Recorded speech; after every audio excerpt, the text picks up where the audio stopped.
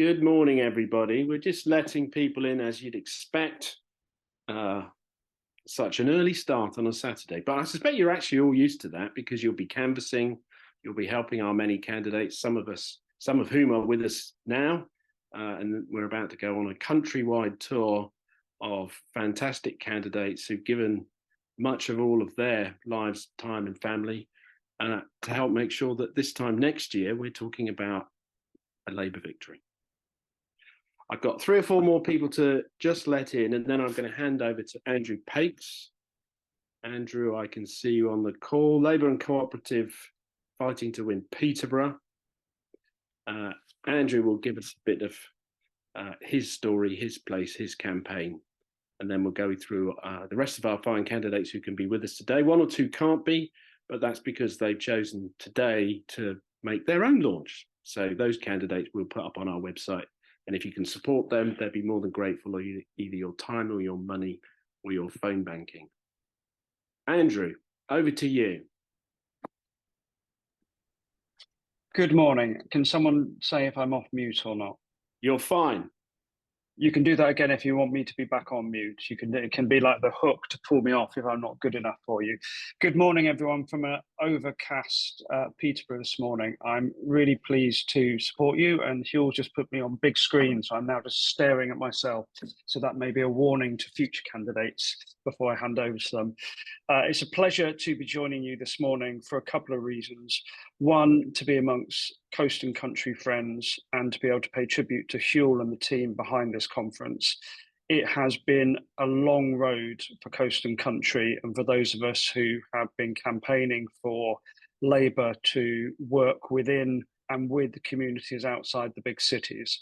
And I think the buzz, the speakers, the work behind this conference and the work Coast&Country has been doing in recent months and years is a testament to the way the party is changing. And I think there is a link. It isn't just the polls are changing, people are now interested. I think it's the fact we are beginning to talk about policy and people in a much broader way. And from my perspective, in the heart of England and Peterborough, in East Anglia and the Midlands, it is around that. How do we talk to our communities in England to build up that support? So what do you need to know about Peterborough? You need to know about Peterborough the things that keep me awake at night. It is a must-win for Labour. We are fighting a majority of just over 2,000. And you can see from that level of majority, if we can't win here, then there will be a roadblock on the path to Downing Street, which will be difficult for all of us. So I'm really pleased to be on first because I have to go off very shortly to do my door knocking and then go and visit one of our Gurdwara temples as part of a festival that's happening there at lunchtime today. What do I think about the issues we do? Well, coming from Peterborough and being part of the wider Cambridgeshire, and apologies, I can't see all friends and colleagues on this call, but I have seen Alex from Cambridgeshire and Peterborough, our county, where we have a metro mayor as well working across. We're building that identity across Cambridgeshire, from Cambridge, Peterborough, and all the wonderful, brilliant places in between. And what strikes me in my campaign, coming from a city which is where life is still far too difficult for far too many people, despite being a cathedral city, we have the levels of deprivation and the economy that many of you would recognise from towns and some of the semi-rural and rural areas we have. We are the gateway to the fens. And the big campaign that I lead on is that if we want to increase aspiration and we want to increase income to fund the things we all believe in, as those of us on the left, around investing in the NHS, reforming GP practices so people can see a doctor or a dentist, or putting more bobbies on the beat, we have to do that by improving the level of jobs. And we still have a dangerously low level of attainment coming out of our primary schools to give people the best start in life, but also insecure low jobs. We've gone in the last decade from being a city of engineering as our largest private sector employment to now being a city of warehousing and call centres. But at the heart of our industry, and this is part of the heart of my campaign, is the fact that we are a food city. We are that gateway to the Fens. We are home to British sugar. We are surrounded by some of the most fertile land, but also some of the most at risk from flooding land in the United Kingdom. The food we grow around Peterborough and process in the city, from carrots to mustard to sugar that all of us use, and all the processing and supply chains, build something that we all know is something Labour should talk about. It's the food industry itself and what that means in terms of good nutrition and food poverty. It's the jobs that support that. And I'm always struck, about 2 minutes away from my house, each morning early and each evening, you can see the buses pull up.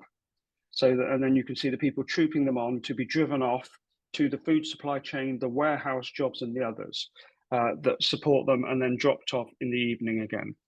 If you ask any of those families whether they are a job they can be proud of, a job they can support their families on, or a job that gives them security, the answer will be no to all of that. So my campaigning, and I've been doing a field to fork tour, visiting farms, visiting supermarkets, visiting the food processors, is to listen to people and tap into their concerns, but also be a Labour champion for farming and a Labour champion for sustainable food. Thank you, Hugh. Thank you, Andrew. That's almost perfectly timed. Enjoy your campaigning day, enjoy your campaigning autumn. We hope you'll be able to join you. We'll put it up on our website, you and all the other candidates that we're supporting that we've endorsed already, and those that seeking endorsement for the autumn. So please do get in touch with us if that's one of you. Over to Fred. Brilliant. Thanks, Hugh, and thanks for that, Andrew. I will also be jumping off the call straight after I speak to go and do some door knocking. In much similar vein. I'm calling in from Plymouth, and I'll just tell you a little bit about myself and how I came to be the candidate and why I'm on this call. So I left the Royal Marines only this year, this summer, and one of the first organisations within the Labour movement that I got in touch with is Coast&Country. I think that was back in February or March, maybe, I can't remember, because my own background in the Marines before leaving has been all around the country, being based in camps or doing training on firing ranges or training areas in various rural and coastal areas, which means I've basically spent the last decade doing a sort of Coast&Country tour of the UK. And my family is Cornish, and I spent a lot of my time in the southwest. So now being selected in Plymouth, which happened only in July, I'm coming at it with that kind of background. And I would say that some of the problems and some of the challenges that Plymouth faces are really unique. I haven't seen them anywhere else in the UK. And a lot of it comes from being this city, quite a big city, and yet very hard to get to compared to most other cities. And I know we've got Jayne and Perran on the call who will, of course, tell us, which is true, that Cornwall is harder to get to or takes longer to get to. But Plymouth is a big city with 3 universities in, massive hospital, dockyards, huge Navy camp, and yet it has this feeling of being very disconnected. And there's kind of there's some technical reasons I'll touch on, but what it leads into is a sense of disenfranchisement, I think is probably right, and just sort of disconnectivity. And what that leads to in terms of politics, and for my campaign, but also for the Tories campaign and for Luke Pollard's sort of continuing message, who's obviously the neighbouring MP in the south of the city, is this message about how Plymouth doesn't get what it deserves. So Luke's slogan has always been making sure that Plymouth gets its fair share. My campaign slogan is around Plymouth deserves better. And it really does. The connectivity issues are many. It's the train line to get to Plymouth is really poor. And no one denies that. That's not an insightful thing to say. And politicians on both sides have campaigned, and obviously the city council have as well. And it's a very, very expensive thing to change, as we know. Motorway ends in the next city up, which is Exeter, on the way down. And there's constant conversations in Plymouth about the now closed airport. So that's in my half of the city, the constituency I'm running for, Plymouth Moor View. It's got an airport that ran until about 12 years ago, because it had been running, making no profit, but it's still retained as this space, and it's absolutely prime real estate, bang in the middle of the constituency, next to a massive university hospital, i.e. that could expand into that space. But I think it's a really good example of this kind of sense of identity, that unique identity that Plymouth has, and people really feel that we need to have the airport open to be connected to the rest of the country, to access other people, other opportunity, and yet it's like, from a business point of view, very hard to imagine that happening. And so what is the result is that there's this prime bit of land in the middle of Plymouth, in the middle of the constituency, which could so easily be developed, and yet it isn't, because there's this sense of disconnected identity that is kind of stalling that. And so that's kind of a sense of Plymouth. In terms of my campaign, I'm up against a cabinet minister, Mercer, and he is throwing a lot of resources at it. He's got nearly 13,000 vote majority from 2019. So it's a big challenge, but Plymouth Labour is very active, and we're pretty confident we can do it, but it's going to take a lot of work. We are doing the work. So yeah, great to talk to everyone, and thank you very much.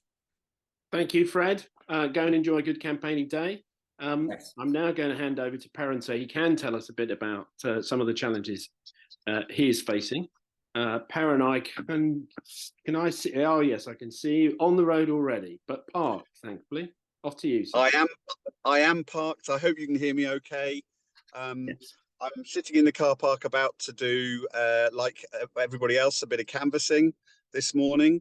So my constituency is the furthest west and the furthest south target constituency in the country. So we're surrounded by sea on 3 sides. I've got one constituency, St Ives, between me and the Americas. We are way down in the deepest, darkest Cornwall. To the right of me, I have Jayne Kirkham's constituency in Truro and Falmouth, and you'll be hearing from Jayne in a minute. So look, we're very realistic about our campaign down here. There's an 8,700 majority. I'm up against a new Conservative candidate because the incumbent George Eustace is standing down. The ex-UKIP, ex-DEFRA minister is standing down. And so it's quite a big majority to overturn. It's 103rd on Labour's hit list. So if we're winning here, we're just about in a Labour majority territory. So it is a target for us. A lot of the issues are very similar to some that have been described already. Primarily down here, the single biggest issue is housing, and housing affects everything. When most people think about Cornwall, they probably think about beaches and ice cream and Newquay and Padstow. It's not really the reality of Cornwall. So Cornwall is I think it's the 2nd or the 3rd most deprived region in Western Europe. And Camborne and Redruth is the most deprived constituency in Cornwall. So you can imagine that, the Redruth is where I'm sitting now. I was born in Redruth. I first went to school in Redruth, and I now live just outside Redruth. So I know the communities very well, and they really are struggling extraordinarily badly at the moment. Huge levels of child poverty, of mental health issues. We have the longest ambulance waiting times in the country. But I'm really positive. I'm really positive because there's some huge things going for us down here in Cornwall, particularly around our industries. And what we desperately need in Cornwall, as well as our housing crisis fixed. People, please, if you know people who've got a second home in Cornwall, please try and persuade them to sell it, because second homes really hurt our coastal communities, as I'm sure many other people will attest to. We've got huge levels of Airbnbs, which are not helpful either. But we need to invest in good quality housing, social housing, socially rented and affordable housing. We need to have much more focus on sorting out our NHS and social care system, trying to attract people down to Cornwall to work in the social care sector. But the reason I'm most positive about Cornwall is that we've got huge renewable opportunities. We've got the whole range. We've got onshore wind, offshore wind, geothermal, solar, tidal potentially. We've got huge opportunities here. And the other thing to watch out for is tin. tin is coming back. At the moment, we import all of our tin from the Congo, from all sorts. Here in Cornwall, we've got the third highest grade deposits of tin in the world. We can start creating that ourselves. And yesterday I was at our local tin mine that's hopefully reopening at South Crofty, where they're starting to pump the water out of the mine and get mining it again. So there's a huge opportunity for good quality jobs across Cornwall, and in Camborne and Redruth as well, which has been, so badly affected by 13 years of Conservative government. But I'm about to jump out the car with my colleagues and go and do some canvassing. I hope you have a great rest of the meeting, and I'm sure you'll hear some of the similar themes coming through. But if anybody finds themselves ever in Camborne and Redruth, please give us a shout and come out canvassing with us. All right, take care all. Thank you, Perran. We'll have all of the candidates' details up on our website shortly. We'll also clip those speeches so people can watch them back. For those people who've gone canvassing, they'll be able to watch the rest of the session in about a week, just before we all go to Liverpool. I'm now going to hand over to Jackie, who is out west is best in Ceredigion. Are you there, Jackie? I am. Excellent. Oh, Borida, everyone. Hi there. Lovely to see so many people on the call and to see the amazing work PPCs are already doing and their campaign teams. Well, welcome to West Wales. It's the furthest west you can get in Wales, and I'm really delighted to have been chosen here. Why? Because it's 80 miles of coastline. It's all of the coastline and a little bit inland as well. And we've got two wonderful universities, including the best university in Wales, Aberystwyth, that has lots of centres of excellence, in particular about farming and about sustainability and food supplies, which is absolutely great. So I'm a newly minted PC. I was only chosen on the 16th of September, so you can imagine I don't have it all set up yet. My part-time organiser was also on a really well-deserved holiday. So we're just getting started. And yesterday I did a round trip from Cardiff to Aberystwyth, down to Haverfordwest, seeing all of the constituency, and then back to Cardiff last night. That was quite a monumental trip. But what you see when you do those kinds of, there's one long coastal road, it's absolutely gorgeous. And what I'm going to put in the chat is a little link to a video. If that doesn't persuade you, I don't know what will. Even in winter, it's the most gorgeous place on the planet. You convinced to come out? Yeah, good, great, fantastic. Right, so Ceredigion Preseli is one of the new batch of constituencies. It's been amalgamated, but it used to have Preseli in it a long time ago, and we held it then. So we've got a much better chance now of turning Ceredigion Preseli into a Labour seat than we have done for quite a long time. So the Nationalists are holding it at the moment. Plaid Cymru.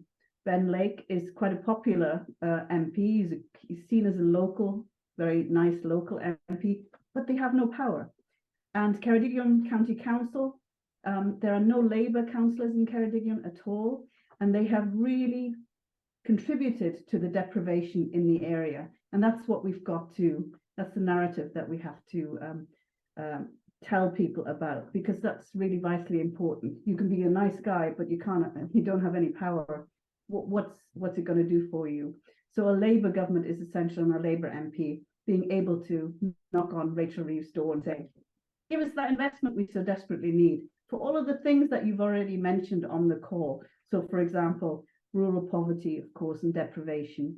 Housing is a huge issue in Ceredigion because the level of income is so low comparatively to other areas in the UK. It is also one of the most deprived areas on the EU scale.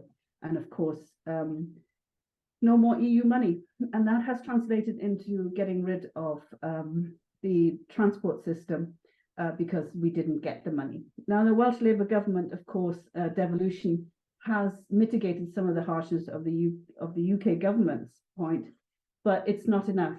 So climate change is a huge issue with us, obviously with the coast and with the farming practices, and the Welsh government is trying to intercede with that. It's not enough, we need more. So we've gone down from 40 MPs to 32 in the new round. We've lost 8 representatives, mostly Labour representatives. So we're desperate to win as many seats as we can. So any help that you can provide would be absolutely wonderful and fantastic, because it's a really beautiful place and people, because they're innovative, they're alternative, they think on their feet, and they have short supply chains, and they try and resolve issues within the community as well. So it's very cooperative, and I'm a Labour and cooperative member at PPC. So I want to thank you for this opportunity to highlight the wonderful place that is Wales, of course, and Ceredigion and Preseli. Hope to see many of you there, or some money, or some phone banking. Thank you. Thank you, Jackie. Enjoy your day campaigning. I'm going to hand over to Jayne next. And like I say, we will put all sorts of resources either behind you or on our website for other people to contribute to any one of you that they can best help. Jayne, over to you. Thank you very much. I'm in Truro today. My constituency is Truro and Falmouth, down deep in Cornwall, next to Perran, so nearly as far as you can go. There's only St Ives further west to the two of us. There are huge numbers of issues down here, as Perran has already explained some of them. I've been doing quite a lot of work recently talking to people who farm on a large scale and a small scale, actually. So Daniel Zeitner came down to southeast Cornwall not too long ago, which was very helpful. And there's a big movement down here about sustainable food, market gardening, growing smaller as well, and how we can make that work. And that's being really spearheaded down here. And it's kind of a really interesting development and something I want to get involved in. Things like cooperative food. So in Plymouth, they have a cooperative that run their school dinners. That's something that has been considered in Cornwall as well. The distances make these things more difficult. But I think being a cooperative candidate as well, that's something that could be really important down here and could solve a lot of the issues some of the issues that we have as well. As everybody has said, if you're in these far-flung places, then where wages are low but housing prices are high, then housing is always going to be a massive issue. In Cornwall, we have nearly 800 families in emergency housing. We have a terrible problem down here, and we're losing a lot of the private rented sector since COVID, and before, though, to be honest, to second homes, to holiday lets. So we are desperate for some of the solutions that they are looking at in places like Wales, of course, and Scotland. They're miles ahead of us. So one of the things that's brought out down here is the topic of devolution. We had a devolution deal in Cornwall, a level 3 county deal, but that included a mayor. Michael Gove insisted on a mayor. Cornwall didn't want a mayor, so that fell apart. So Labour's devolution deal, looking at the ways things could be done differently in different places, is really important down here. And of course, Cornwall has a very strong Celtic identity. We consider ourselves another Celtic nation. I don't know why we haven't been recognised. So certainly devolution to deal with some of those specific issues like housing is something that we will be really pushing for from the Labour government, and I'm sure that's something that will be forthcoming. So really, housing health is a real issue. We discovered yesterday that something like half the population, or the equivalent to half the population, tried to see a GP in July. Now, that can't really be the case. So a lot of that is the numerous visitors we have in the summer coming down and trying to see doctors when they're down here. So we have a summer crisis and a winter crisis in our health service in Cornwall, and we don't get the funding to cover the huge numbers of the influx of visitors that we have. Again, I think that's the same with a lot of coastal places, probably in Wales as well, which is why I think our health service in peripheral places and coastal places struggles even more. So housing, health, and of course jobs. Industry traditionally down here, since the tin mine shut the first time, have been all about about holidays, about tourism, and the wages aren't good and it's seasonal. And we are looking now at more industry. We are looking at coming back and use lithium is another thing that we're going to hopefully be mining soon. So all those industries, hopefully we are hoping that the Green Prosperity Plan can invest in and build.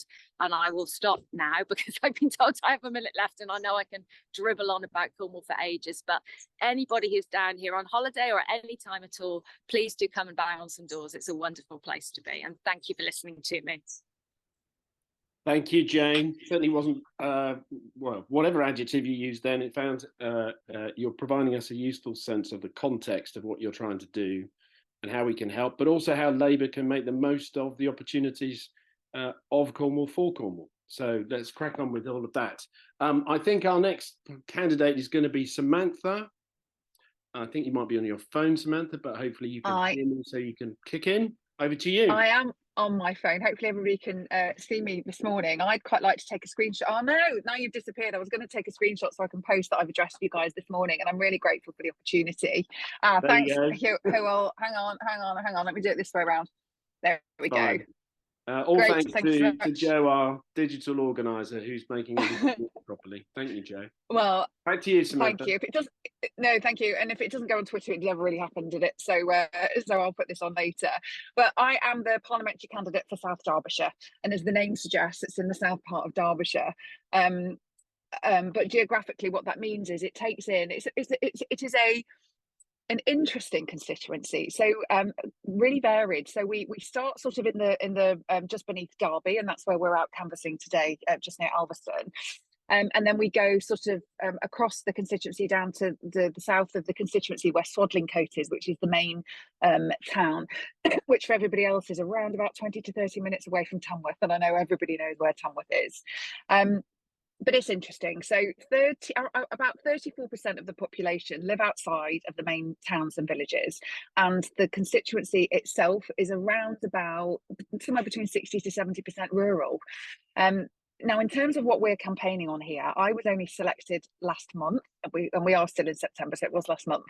And we went straight into a county council by-election, which I'm delighted to say we did actually win. So we've had our first Labour county council seat back in South Derbyshire, which is wonderful, except Derbyshire County Council are on the verge of bankruptcy, but that's another story. Tory County Council, I might add. So I've been very much in listening mode. So I've had the great pleasure, actually, of meeting with the NFU, who arranged for me a farm visit. And one of the independent councillors out of South Derbyshire District Council is a farmer herself. And just this week, it's been on the news, and I was on Politics East Midlands yesterday, recorded to go out tomorrow. It was my first outing, so that'll be exciting to watch between splayed fingers tomorrow morning. But part of the story that was covered there was on challenges to the ecosystem, and the fact that and it was all pure timing, because this week also the government announced that they were pushing back the biodiversity net gain plans to make it mandatory from November. So in South Derbyshire, where we have got, significant land to build new houses on, and new houses have been built on, there is not the supporting infrastructure. So we are missing the schools, we are missing the GP surgeries, all the usual things you expect in the country and across the country, in so much as the infrastructure just to support growth is not there. So that will be something we do campaign on. But when we're talking specifically to the rural voter, to the farmers, rural crime is a real issue, connectivity is a real issue. And actually, while so many of them want to become sustainable, like self-sustaining, I visited a farm where they've got solar panels on their roof, and they're still waiting to get money that's owed to them for feeding electricity back up to the grid. So it's kind of like they're trying to do the right thing, and then they're sort of being shot in the foot, really. And also, you'll see stories in the papers around fighting against solar powers being built on farms, and it looks like NIMBYism, but it's not. It's because you've got out-of-town landowners that are changing the purpose of the land by getting planning permission, and then tenant and farmers are being turfed off farms, and so that's why they're often campaigning against it. It's not that they're against renewable energy, it's that it impacts their livelihoods, which then in turn impacts the local community. So it's an interesting one. I feel like I'm on a huge learning curve at the moment, but they certainly don't look to Labour and think we're the answer. Although bizarrely, I was in a pub with a couple of farmers a couple of weeks ago, and they said, oh, well, you know what, actually, we admit that farmers do better under a Labour government, but we still vote Conservative.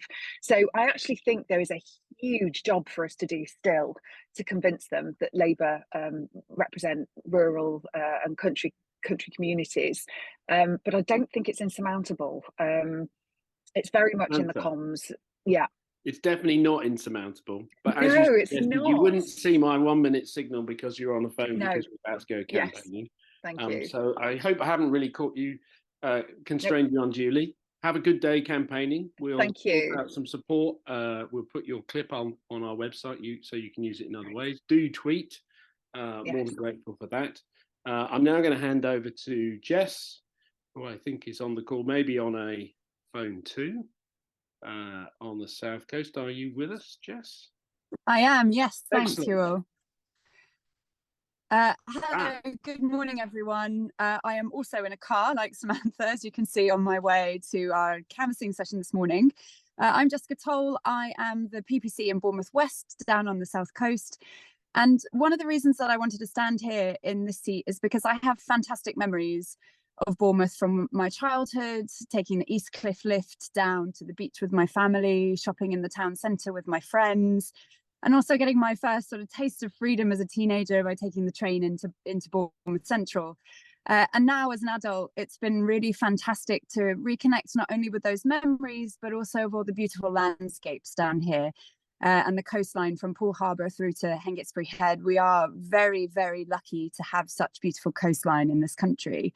And I've loved being able to get back out on the water, to swim, to surf, even teach my bulldog Clive how to paddleboard with us. But much of what I remember about Bournemouth has been seriously affected by more than 13 years of Conservative neglect. Like many seaside towns, the local economy has suffered. We've lost more than 2,600 jobs over the last 10 years. And this vibrant town that I remember is now a shell really of its former self. And that's notwithstanding the really heroic efforts of local businessmen to breathe life back into the town. And despite Bournemouth's reputation for its blue flag beaches, much of this has come under threat from sewage discharged into the sea. And this here is one of the big campaign issues for me. Last year, there were more than 50 pollution alerts at Bournemouth Pier, which amounts to hundreds of hours of sewage being pumped into the sea by Wessex Water. This has had widespread effects on health, on biodiversity, on our economy here. I've had friends who've gotten sick and who are worried about getting in the water, especially after it's rained. Others I've known have chosen not to come to Bournemouth this summer on holidays because of the bad press around sewage discharges. And this has really affected local businesses, the money that they can expect to take in the summer, which really is their peak season. And every time there's a pollution alert, a local charity that works with young people who are suffering with mental health or behavioural issues and teaches them to surf as a way to deal with them has to cancel their sessions. And that just causes more disruption to these young people's lives. So it really is a scandal that in the 21st century, we're having sewage pumped into our waterways. And as most of you will know, Labour tried to introduce some legislation to deal with this, automatic fines, holding water bosses to account, mandatory monitoring. But the Tories voted this down. And our local MP here in Bournemouth didn't even bother to show up. And so it beggars belief that something so important to the local area and so fundamental to human health, to the health of our planet, is treated with such disregard by the government and our local MPs. So that's just another reason we need a Labour government, a government that takes our environment and our futures seriously rather than pandering to, the latest electoral whim. Bournemouth has so much potential. I want it to be a great place to live, work and visit. And I want us to all be proud again to call this place home. And we in Bournemouth and across the country all deserve better. Thanks, you all. Thank you, Jess. Have a good campaigning day as well. I hope you keep the weather. It looks like you're prepared for the worst weather, but hopefully you'll get a nice sunny afternoon. It's a bit overcast today, but I'm hoping the sun will come out. Lovely. Thank you. Now I'm going to hand over to Phil, going from 1B Bournemouth to another B Bolton. Over to you, Phil. Yeah, thanks a lot. And it's a real privilege to be speaking to you today from Bolton. So Bolton West, it's semi-rural sort of constituency on the periphery of Bolton town centre. So anybody who's travelled up the M61 past Rivington, past the West Pennine Moors and past Winter Hill will be familiar with the constituency. It's where the infamous Bolton Wanderers football stadium, now known as the Tough Sheet Community Stadium, is located. And it's a classic bellwether seat. So we won it in '97 with Ruth Kelly as the MP, held onto the seat all the way through to 2015, managing to, under Julie Hilling, scrape on with 92 votes. Unfortunately, lost the seat to Chris Green, the incumbent Tory, who's been there since 2015. And it's now got a majority of just over 8,500. Notwithstanding that, it is a classic bellwether. It isn't a red wall seat, as some people might think, actually. And I've been working day in, day out on the campaign since I was first elected on the 1st of July earlier this year, making sure that our rural and semi-rural concerns are heeded locally, because you might think Bolton, you might think industry, town centre, terraced houses. Actually, it's really quite a different constituency in the sense that, you know, we've got 3 or 4 larger towns on the periphery, and then quite a lot of rural and semi-rural and agricultural land, which you wouldn't traditionally associate with Bolton. So he's making sure that those concerns are heard, both in the town hall, but also nationally, and making sure that people don't think that just because Bolton's a metropolitan borough, that it's all large buildings and terrace houses. In terms of issues and priorities and concerns, you know, there's a lot of sentiment which is very similar to that which has been mentioned already, and I won't go over that, but I think there's 2 or 3 particular points that I would like to mention. The first one in particular about public transport and connectivity. So many of you may have seen the announcement last Sunday that was in Bolton, the launch of the publicly controlled B network. So buses for the first time coming under public control across Greater Manchester, launched here in Bolton, and making sure that actually the bus network works in the interests of local people and not in the interests of the private operators. So really radical, cutting edge stuff, making sure that actually our rural communities and those who live further afield have the support that they need and can get from A to B. And the second key priority for me, we actually have 3 town councils in Horwich, in Blackrod and West Horton. So, you know, really being able to channel that vision that I know Keir has spoken about, and so have other members of the Shadow Cabinet, about devolving power as close to our communities as possible. You know, I want to work with Labour Coast and Country to make sure that we empower those town councils where councillors are doing fantastic work across the constituency, so that, you know, we bridge the divide between Bolton Town Centre and our peripheral towns, making sure that we're addressing both issues in the town, but also issues out in the countryside as well. And I'll be campaigning on those issues, and also about improving broadband connectivity across the constituency, which has been a key issue and continues to be one, especially given many of you may have read about IX Wireless, who donated £5,000 to Chris Green's campaign. They've been putting telegraph poles and mass and infrastructure up around Bolton Town Centre. Yet on the other hand, we see actually on the outskirts of town and in our more rural communities, we're still struggling. So many households are still suffering with that, and I think we need to be really serious about standing up and saying that Labour will address those issues. Thank you. Thanks very much, Phil. Have a good campaigning day yourself as well. I'm now going to move even further north, because Great Britain is actually a massive, fascinating, varied country, and hand over to Kirsty McNeill, who is fighting to win Midlothian. Kirsty, are you with us? I think you are somewhere. I am. Hi, everyone. Hello. So I'm Kirsty McNeill. I am the Scottish Labour and Cooperative candidate for Midlothian, and we are right in the midst of the second Midlothian campaign. And those of you who are political communications geeks, I'm sure Lord Mandelson, our next keynote speaker, will be familiar with the first Midlothian campaign, which was Gladstone's attempt to take the seat where he pioneered lots of what we now consider standard political communications, of events organised at times to suit newspaper deadlines and so on. So Gladstone went right across the seat and did loads and loads of rallies and public meetings to try and galvanise a new sense of solidarity, and was successful in so doing. So our second Midlothian campaign is based on some of the same principles, that we have to be innovative and pioneering because we've got so many people to reach. So there's 2 ways that you can help. The first is, and this will be true of lots of our coastal and country constituencies, the seat is enormous. So we have calculated that you could fit the entire city of Edinburgh 1.5 times over into Midlothian. So you can help us get over the fact that the seat is enormous by being on the phone and helping to donate, because we're going to have to go so deep into those rural communities if people are to be heard. The second thing where Coast&Country can help us is we are incredibly proud of our mining heritage in Midlothian. It's incredibly, literally close to the surface, but also emotionally very close to the surface for people too. The land beneath our feet has powered a lot of what has happened here, and that will also be true for our food system. So anything that Coast&Country can help us do to get that progressive agricultural policy heard by those in our rural communities who need to know that we understand them, incredibly important.